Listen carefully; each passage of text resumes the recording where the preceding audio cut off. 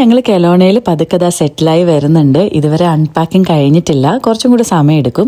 അപ്പോൾ ഇനി കുറേ മെസ്സേജുകൾ വന്നിട്ടുണ്ടായിരുന്നു. കെലോണ എങ്ങനെയുണ്ട്, കാശിക്ക് ഡേ കെയർ ആയോ, ഇവിടുത്തെ വെതർ എങ്ങനെയുണ്ട് എന്നൊക്കെ ചോദിച്ചിട്ട് എനിക്ക് ആർക്കും അങ്ങനെ സെപ്പറേറ്റ്ലി മെസ്സേജ് ചെയ്യാൻ പറ്റിയിട്ടില്ല. ഇവിടെ വെതർ ഇപ്പോൾ ഭയങ്കര നല്ലതാണ്, നമ്മുടെ ഇന്ത്യയിലെ പോലത്തെ ഒരു വെതറാണ് ഇപ്പോൾ ഇവിടെ. പിന്നെ കാശിൻ്റെ ഡേ കെയർ ഞാൻ സത്യം പറഞ്ഞാൽ നോക്കി തുടങ്ങിയിട്ടില്ല. ഇപ്പോൾ ജോലിയും ഈ സെറ്റിലിങ്ങും ഒക്കെ ആയിട്ട് കുറച്ച് ബിസിയാണ്. ഈ മാസം എന്തായാലും വിടുന്നില്ല, അടുത്ത മാസം തൊട്ട് വിടാമെന്നാണ് വിചാരിച്ചിരിക്കുന്നത്. അപ്പം എൻ്റെ വർക്കിൻ്റെ കൂടെ ഇപ്പോൾ വലിയ കുഴപ്പമില്ല, മാനേജ് ചെയ്ത് പോകാൻ പറ്റുന്നുണ്ട്. എനിക്ക് രാവിലെ 6 to 2 തരുൺ ചേട്ടന് രാവിലെ 7 to 3 ആണ്. പല പല ഷിഫ്റ്റാണ്.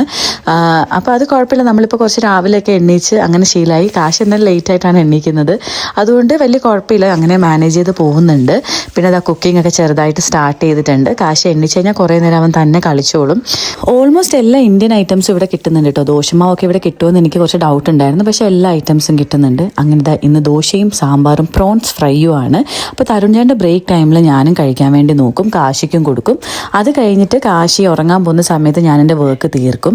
ചിലപ്പോൾ 2 മണി വരെ ആയിരിക്കും, ചിലപ്പോൾ അതിന് കുറച്ച് നേരം കൂടെ എക്സ്റ്റെൻഡ് ചെയ്തിരിക്കാറുണ്ട്. അങ്ങനെ ജോലിയെ കഴിഞ്ഞ് കുറച്ച് സാധനങ്ങൾ മേടിക്കാൻ പോകാം കേട്ടോ. അപ്പോൾ ബാക്കി വിശേഷങ്ങൾ അടുത്ത വീഡിയോ